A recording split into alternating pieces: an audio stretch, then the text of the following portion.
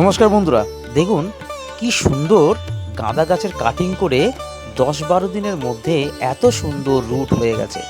এত সুন্দর রুট হয়ে গেছে, একটা গাছের রুট আর একটা গাছের সাথে আটকে যাচ্ছে।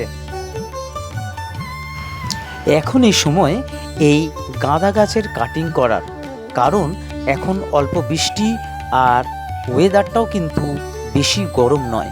এই ওয়েদার একদম মোক্ষম ওয়েদার, যেটা কিনা আপনি শীতের বাগানকে ভরে তোলার সময়, অর্থাৎ গাঁদা গাছের কাটিং করার সময়। গাঁদা গাছের শিকড়গুলি অর্থাৎ বালিগুলিকে প্রথমত পরিষ্কার করে জলে আমি ধুয়ে নিলাম।